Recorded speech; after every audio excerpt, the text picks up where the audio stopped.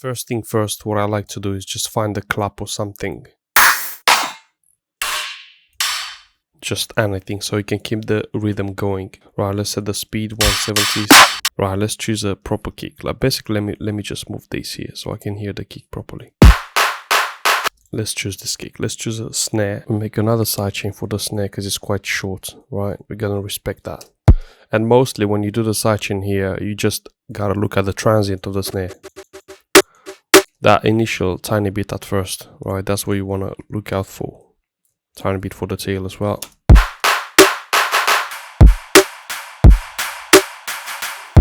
Now let's find the proper snare. I'm gonna choose that snare for now. I want a stronger kick.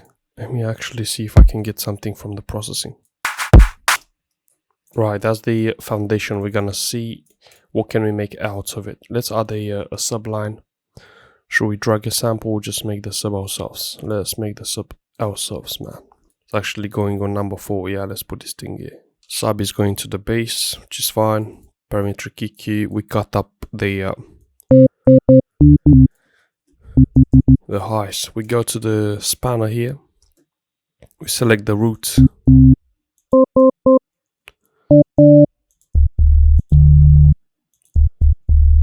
To see C6. Then we go in the plugin again. We turn the operators all the way down, the pitch of them. Now we have a clean sub. If you go headphones, that'll be awesome.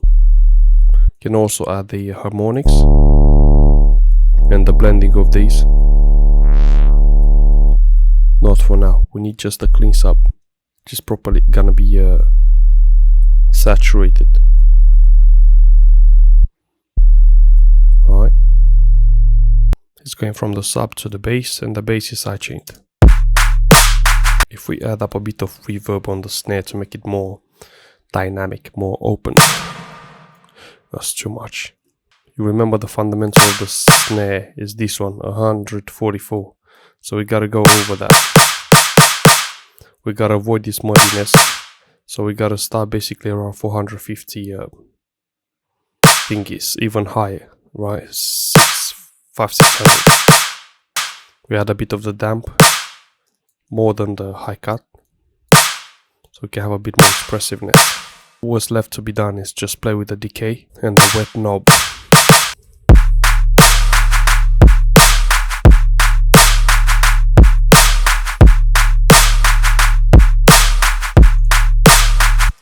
Let's find some hi-hats now. I'm looking for something like a ride, you know, like and if we need processing, we do it on a hi-hat. What processing we might need on a hi-hat? We just cut up the lows like that. We add a bit of the very high end up there, and we always do shelf for the low mids. These are the mids, the high mids, and the high, so the treble, whatever. Right, we check the inside a bit. Around 5 is fine, not too loud, not too out of sub. We load on span now because I want to check the obviously the image to see how much we leaking into stereo, which is fine. Right, the sub is sitting. We can push the sub a bit more. I'm gonna do it from the EQ. Actually, yeah, weight is limited. We gotta do it from the bus. From the out. Let me check the because I think it's on hold. Lol. Yep. Yep, it's just fine right there.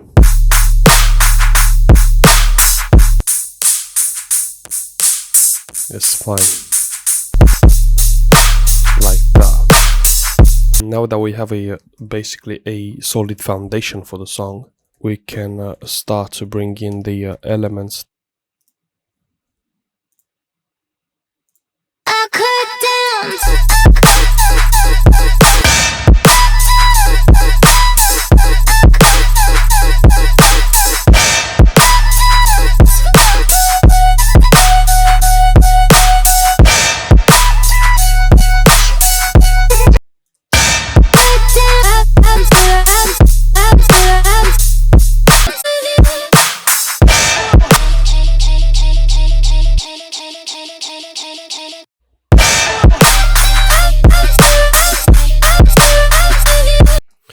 Right, let's try something else, bro.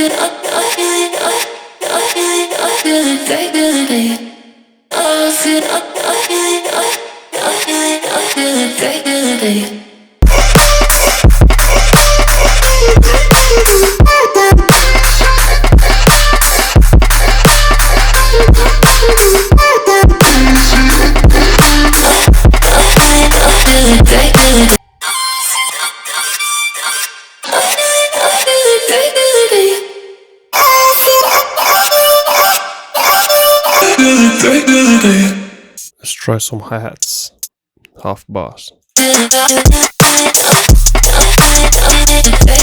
Let's try a different snare. It's asking for something else, you know. Let's give you what it needs.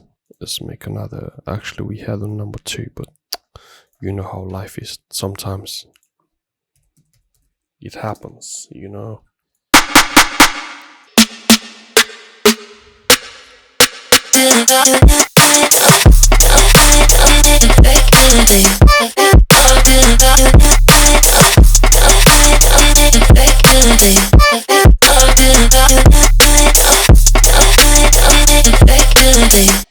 This one could work. Let's boost it up a bit.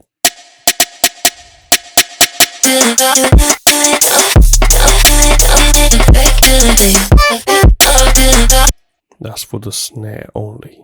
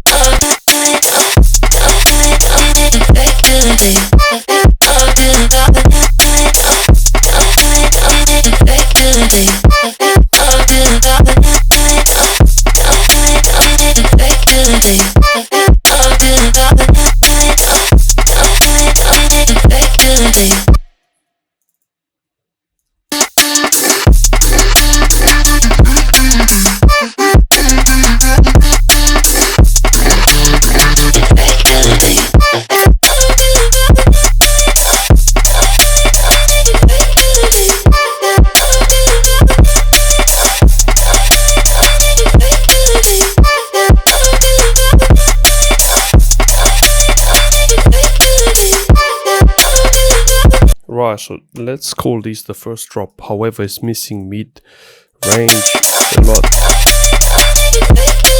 Right, let's try to add the mid range in it. I have an idea. We put these 2 octaves down even. So this one, the consolidated one, 2 octaves.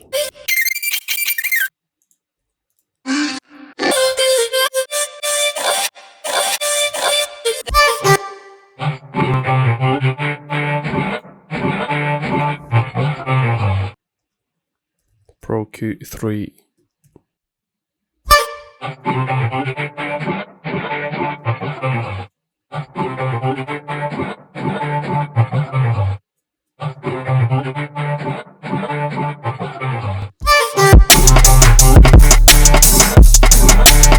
Now I should remove the reverb of this one, bro. So we do it again, basically.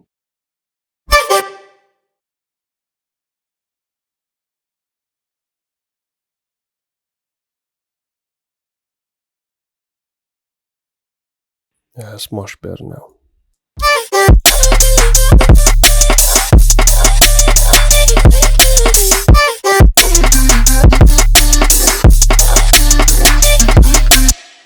I think it's gonna stay like that because it's just fine, you know. Right, let's trim these beats to avoid clipping.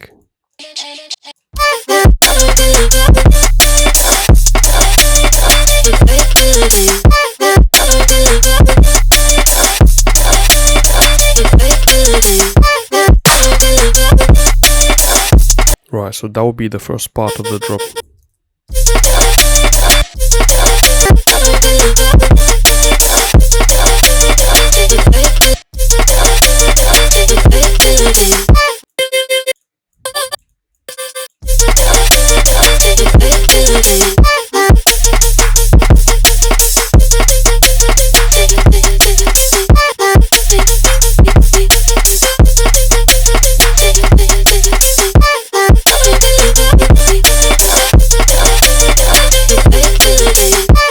Now we're gonna turn this layer a bit slightly like that, 6 dB. Actually, let me bounce this motherfucker. Yeah, so we can add some effects and put it on the side, you know.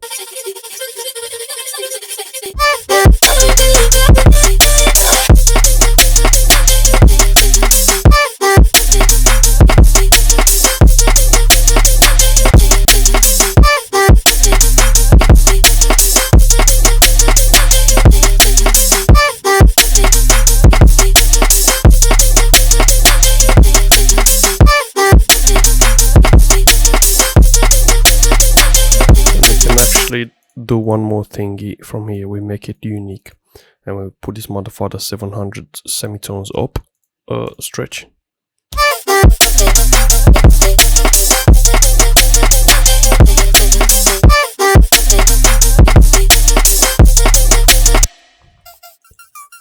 We can even add 1 octave.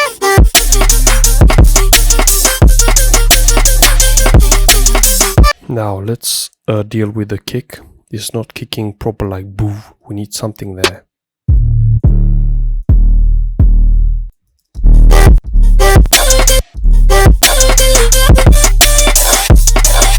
A bit longer. Alright, just like that. -6. It's clipping into the limiter right here. Because if we turn this off and put this to max, it's not gonna clip, but obviously we don't need that because we need all the other sounds higher. Right, let's move on to the second part of the drop.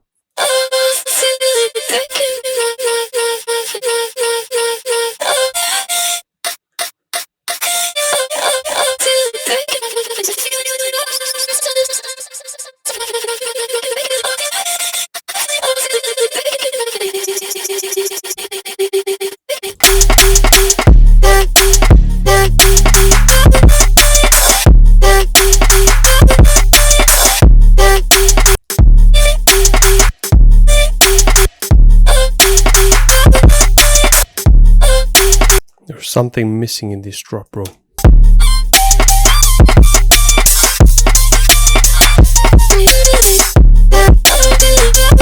Let's add the Pro R2 to see how it would sound in a big environment.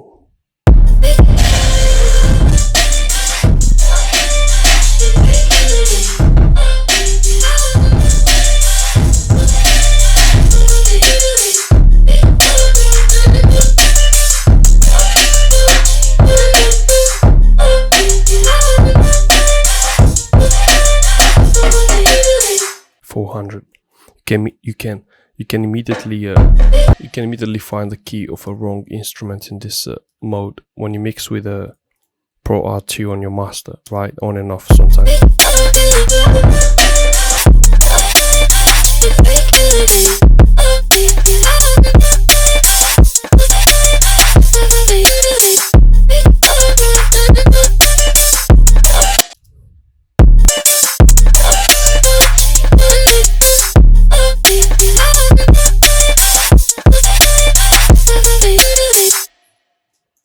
Right, so I'm gonna end this video here.